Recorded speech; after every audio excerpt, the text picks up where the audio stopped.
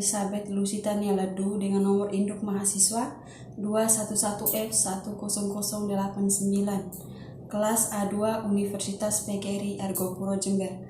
Yang saya hormati Ibu Rena Latama Kisma Wiyati, SPD MPD, selaku dosen pembimbing mata kuliah pendidikan anak berkesulitan dan lamban belajar. Di sini saya akan menjelaskan tentang film Tarazemen. Film ini menceritakan tentang seorang anak laki-laki berumur 9 tahun yang menderita penyakit disleksia, yaitu kesulitan membaca pada anak. Dia bernama Isa Nandisa Awasti, anak laki-laki yang gemar sekali bermain.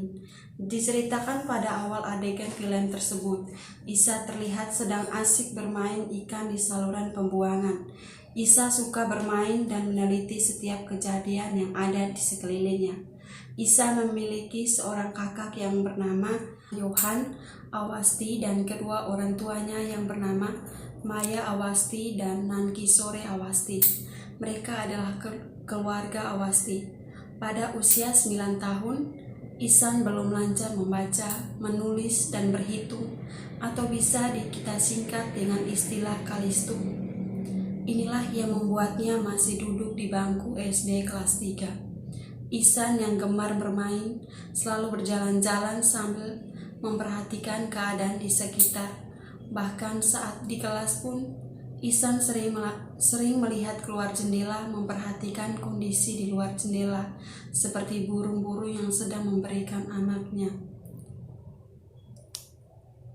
Isan juga suka memperhatikan simbol-simbol, istilah steposimbolia yang dibuat oleh Samuel Tore Orton secara harafiah, merupakan simbol-simbol yang berputar balik untuk menjelaskan kondisi anak yang mengalami disleksia. Isan selalu mendapat nilai-nilai di bawah rata-rata di sekolah dan tidak ada peringkatan selama 2 tahun. Guru-guru yang mengajarnya selalu memarahinya dan merasa jengkel melihat sikapnya di kelas yang jarang memperhatikan pembelajaran dan selalu tidak fokus. Baginya, sekolah adalah tempat yang paling menakutkan karena selalu terjadi bahan ejekan oleh teman, bahkan guru-gurunya. Mereka melihat Isan sangat tidak berkemampuan dalam mengikuti pelajaran. Namun Isan memiliki bakat di bidang seni dan daya imajinasi yang tinggi, terutama di bidang seni lukis. Isan selalu menuangkan bakatnya ketika di rumah, di buku gambar, bahkan di dinding kamarnya. Perlakuan yang sama Isan dapat juga di rumah. Orang tuanya tidak mengerti akan penyakit yang dideritanya atau disleksia, yang membuatnya selalu dimarahin ayahnya, selalu beranggapan bahwa Isan adalah anak yang nakal dan tidak mau nurut. Berbeda dengan Yohan, kakak Isan, Yohan selalu mendapatkan prestasi di sekolahnya dan selalu menuruti perintah orang tuanya. Yohan terkenal baik di sekolah dan selalu mendapat perhatian baik oleh orang tuanya, sehingga ayahnya selalu membanding-bandingkan antara Isan dan Yohan. Ayahnya selalu menekan Isan belajar sesuai dengan orang normal lainnya. Saat itu ayahnya belum mengetahui kondisi yang terjadi pada Isan. Mawa Awasti ketika mengajari Isa di rumah selalu kebingungan mengapa Isan selalu mengulang kesalahan yang sama ketika menulis, membaca maupun berhitung. Seperti ketika ibunya memerintahkan Isa untuk menulis pada kata tabel, Isa menulisnya tab, kemudian menulisnya lagi dengan kata tabel. Melihat itu, ibunya merasa sedih. Di usia 9 tahun, Isa masih belum bisa melakukan hal tersebut, tidak seperti anak seusianya yang dengan mudah melakukan hal tersebut. Selain itu, Isa sering menunjukkan perilaku bersalah, terlibat perkelahian, berpura-pura sakit, bolos sekolah, dan tidak mengerjakan tugas-tugas yang diberikan guru. Akibat perlakuannya, ayahnya memutuskan untuk mengirim Ihsan ke sekolah asrama yang cukup jauh dari tempat tinggal mereka. Ketika mengetahui niat itu, Ihsan bersikeras untuk menolaknya. Ayahnya juga tidak mendengar sikap penolakan Ihsan, sampai Ihsan meminta tolong kepada ibunya agar membantunya menyampaikan sikap penolakannya itu. Namun usahanya itu tidak membuahkan hasil. Ihsan tetap diberangkatkan ke asrama dan berpisah dengan keluarganya. Ihsan beranggapan bahwa sekolah di asrama merupakan hukuman yang diberikan oleh orang tua untuk anak-anak yang nakal dan tidak mau nurut kepadanya. Setelah melalui hari pertamanya di asrama, anggapan Ihsan semakin kuat. Sikap dan gaya mengajar guru di sekolah yang cenderung keras dan alasan agar peserta didik memiliki kedisiplinan yang baik. Hal tersebut terus berlalu, namun Ihsan tidak dapat menikmati suasana kelas dan kegiatan asrama. Semua guru di asrama tetap menganggap dia sebagai siswa yang bodoh. Ihsan selalu mendapatkan hukuman keluar kelas sama seperti di sekolah sebelumnya. Berbagai hukuman pun Ihsan terima sebagai bentuk konsekuensinya. Nilainya pun masih di bawah rata-rata. Bahkan Ihsan juga mengalami hukuman yang dipukul menggunakan penggaris oleh guru mata pelajaran seni yang bernama Holkar. Tekanan demi tekanan semakin Ihsan dapatkan di asrama. Ihsan merasa ketakutan dan sedih. Ihsan merasa orang-orang di sekelilingnya tidak ada yang peduli padanya. Hal itu membuat Ihsan tidak bersemangat dan tidak mau melakukan apapun termasuk melukis yang selama ini menjadi aktivitas yang Ihsan gemari. Keadaan seperti itu terus berlangsung. Semakin hari Ihsan semakin merasa sedih, sampai akhirnya datanglah seorang guru seni pengganti yang bernama Ramsankar Amir Khan. Nikum mempunyai cara mendidik yang baru, seperti guru lain. Nikum membuat peserta didik berpikir keluar dari buku-buku. Nikum sangat senang dengan anak-anak. Nikum melihat semua anak-anak termasuk yang memiliki kekurangan, memiliki potensi yang berbeda-beda.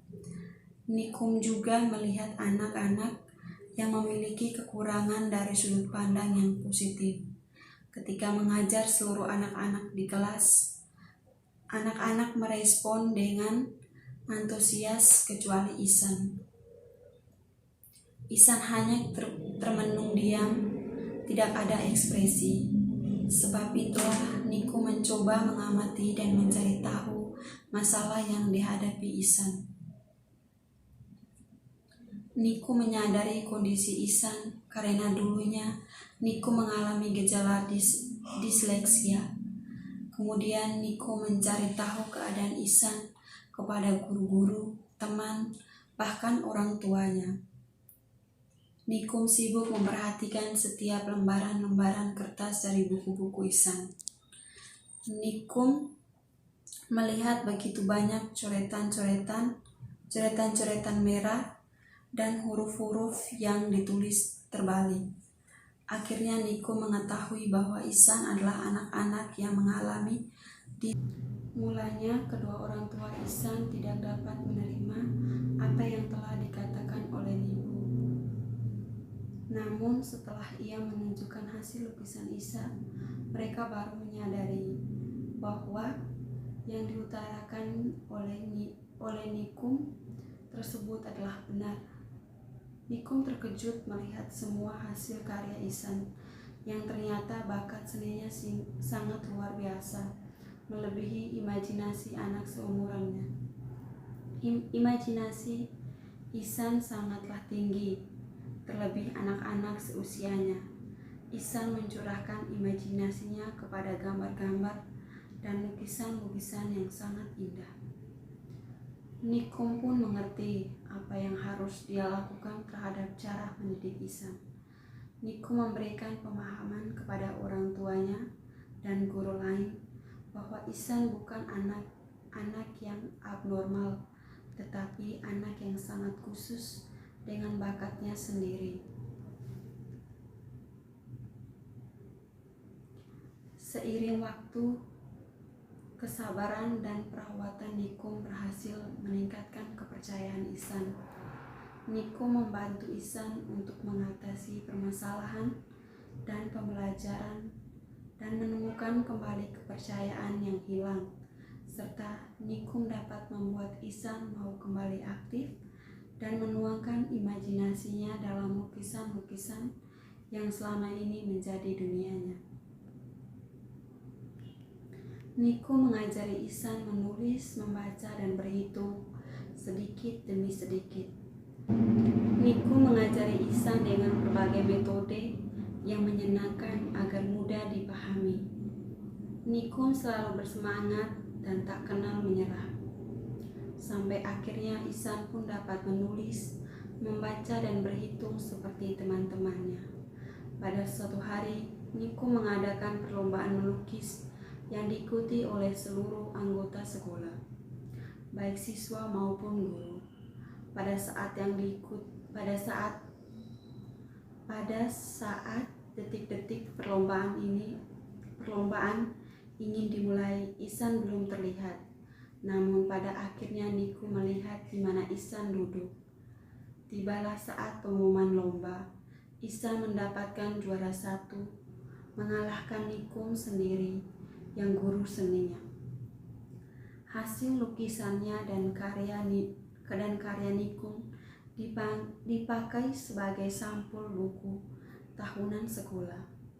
Orang tua, guru-guru, dan orang sekitar Ihsan menyadari bahwa Ihsan bukan anak abnormal, tetapi anak yang khusus dengan bakat seni yang luar biasa. Akhirnya Ihsan menjadi anak periang dan bisa bergaul dengan teman-teman lain. Sekian hasil resume film Tari Zaman dari saya ucapkan terima kasih.